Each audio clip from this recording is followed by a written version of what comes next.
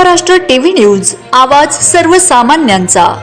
Breaking news. नाशिकमध्ये सलग 18 तास अभ्यास उपक्रम उत्साहात संपन्न।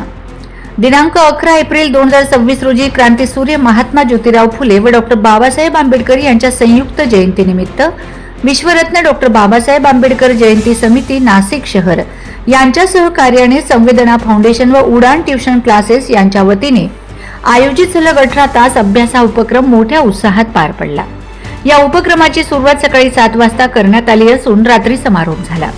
कार्यक्रमाच्या प्रारंभी नगरसेवक भागवत आरोटे व नितीन दातीर यांच्या हस्ते दीप प्रज्वलन, महापुरुषांच्या प्रतिमांचे पूजन करण्यात आले। विद्यार्थ्यांना प्रोत्साहन देण्यासाठी नाशिक रोड जयंती समितीच्या उपाध्यक्षा सुचित्रा गांगुर्डे, नाशिक रोड भीमकन्या ग्रुप सामाजिक कार्यकर्त्या गायत्री डोखे, शारदा भामरे, हेमलता भामरे, सोनाली एखंडे, संदीप लोखंडे तसेच आयडीपी कॉलेजचे संचालक महेंद्र शेवाळे आदी मान्यवर उपस्थित होते। यावेळी संविधान कार्यशाळा सभानायक कृष्णा शिंदे, भारतीय हितरक्षक सभा भारत यांच्या मार्गदर्शनाखाली पार पडली। कार्यक्रमादरम्यान विद्यार्थ्यांसाठी भोजनाची व्यवस्था रमेश अडवाणी यांनी केली। तसेच कॅप्टन कुणाल गायकवाड व समता शिक्षक परिषदेचे अध्यक्ष चंद्रकांत गायकवाड यांचे मार्गदर्शन लाभले।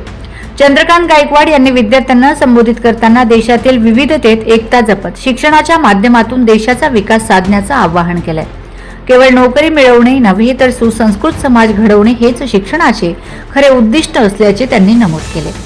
कार्यक्रमाचे यशस्वी आयोजन करण्यासाठी शीतल माळी अध्यक्ष, दीपक माळी खजिनदार, हर्षदा खैरे उपाध्यक्ष व आकाश धबडगे सचिव यांनी विशेष परिश्रम घेतले। गेल्या 5 वर्षापासून चुंचाळे परिसरात या अनोख्या पद्धतीने महापुरुषांची जयंती साजरी केली जात असून या उपक्रमाचे सर्व स्तरातून कौतुक होत आहे। विद्यार्थ्यांना अभ्यासाची गोडी लागावी व त्यांच्या क्षमतांची जाणीव व्हावी या उद्देशाने हा उपक्रम दरवर्षी आयोजित केला जातो। सलग 18 तास अभ्यास ही संकल्पना सुचित्रा गांगुर्डे यांच्या माध्यमातून संपूर्ण नाशिकमध्ये राबवली जात आहे। या उपक्रमात शिक्षण दूत म्हणून साहिल दातार, कुलदीप वाघ, प्रेम भगत, वैष्णवी खंदारे, ज्योती पालवे, रजिया शेख, ऋतुजा जगताप, प्राजक्ता तपासे, विकास धबडगे व श्रद्धा चव्हाण यांनी विद्यार्थ्यांना अभ्यासातील अडचणी सोडवून मार्गदर्शन केले। कार्यक्रमाच्या समारोपाप्रसंगी विद्यार्थ्यांना पेन, पेन्सिल, वह्या, चित्रकला साहित्य, खाऊ तसेच प्रमाणपत्रांचे वितरण करण्यात आले। तसेच रमेश अडवाणी, गायत्री डोखे, महेंद्र शेवाळे, आयडीपी कॉलेज व विश्वनाथ पालवे यांच्या मार्फत शैक्षणिक साहित्य व खाऊ वाटप करण्यात आले। वंदे महाराष्ट्र टीव्ही मीडिया प्रतिनिधी शीतल माळी, नाशिक। मराठी आमची आई है, हिंदी आपकी मौसी है, बरोबर है बेटा। आप लोगों को हिंदी मराठी दोनों समझ में आता है। मुझे इतना ही समझ में आता है कि आपको देखने के बाद मुझे अपना बचपन याद आ गया। मैं आपको देखा है स्कूल में, मैं भी ऐसी मराठी स्कूल में जाया करता था। मी पण पहिली, दुसरी, तिसरी, चौथी मराठी तर शिकलो नाशिकला। तुमच्यासारखा एकदम जाऊन असंच बसायचो, कोणी यायचं त्यांचा ऐकायचो। आणि मला तुम्ही खरोखर मला जो दिलेला महिलांना तर कोणीच मानत नव्हतं। प्रतिभाताई पाटील राष्ट्रपती झाल्या, असे जे काही मानाचे जे संविधानिक पद आहेत, आता राष्ट्रपती जे आहेत आपल्या महामहिम राष्ट्रपती द्रौपदी मुर्मू, ते आदिवासी समाजाचं प्रतिनिधित्व करतात।